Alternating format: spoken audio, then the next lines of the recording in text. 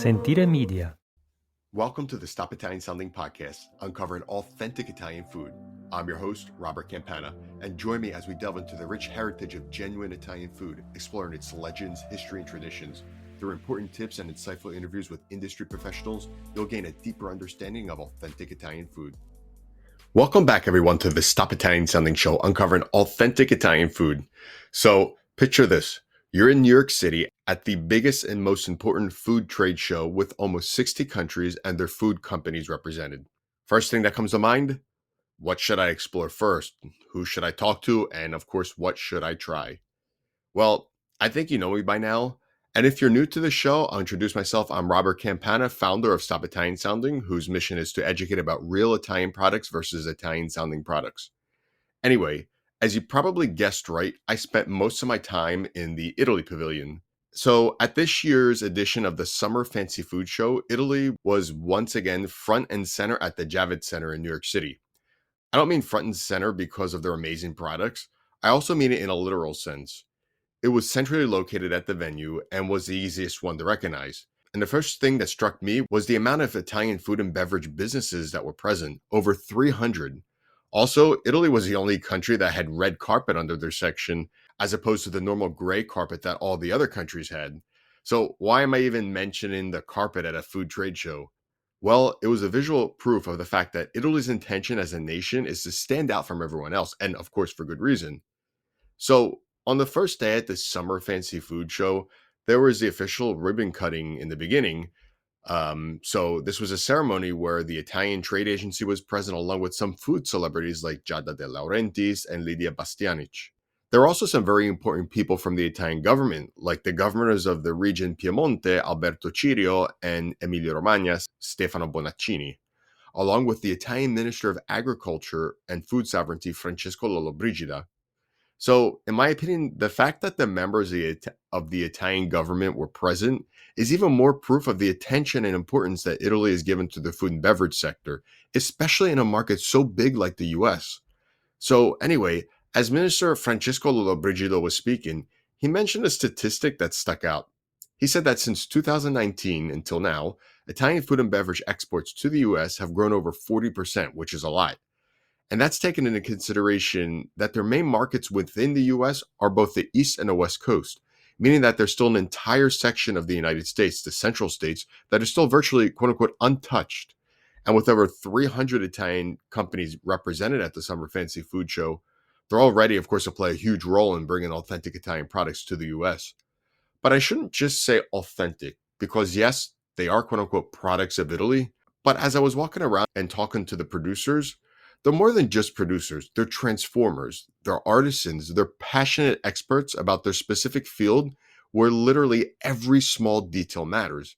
It's about doing things right, slow, and taking your time until a product arrives at the point of excellence. Whether it's talking about Parmigiano Reggiano from an organoleptic and scientific point of view, or talking about the health benefits of classic carnaroli rice used to make delicious risotto, or discussing the centuries-old production process of traditional balsamic vinegar of Modena PDO, where artisans simply take pride in what they do.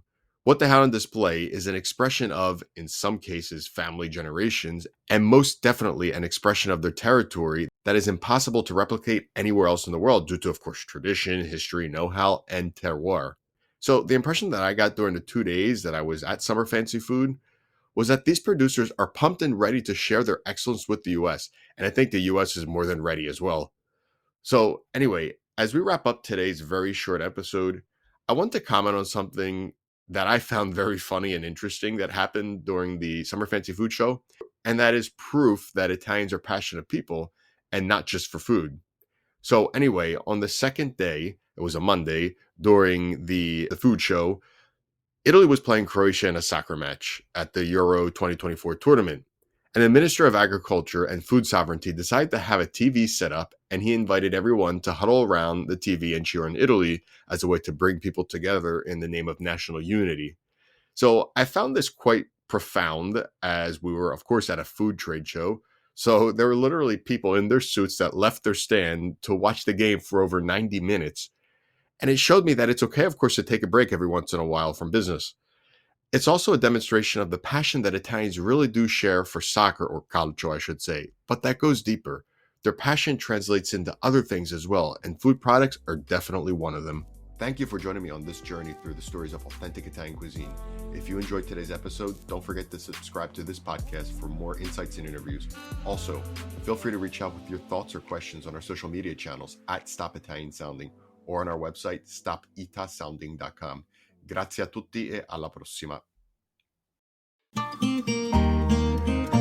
Sentire Media.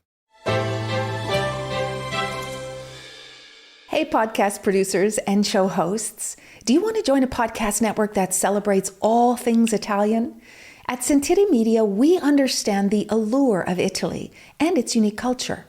Our devoted team of hosts and producers are all driven by their shared passion for Italy. And we work tirelessly to create the best lifestyle podcasts and content that will whisk you away to the very heart of Italy. With us, you can savor the mouth-watering flavors, get lost in the stories from the past, break down the cultural barriers, and truly immerse yourself in the vibrant traditions of this intoxicating country. If you have a great podcast idea or are already in production and would like to join Sentire Media, head over to sentiremedia.com, that's SENTIRE media.com, and find out how to submit your show.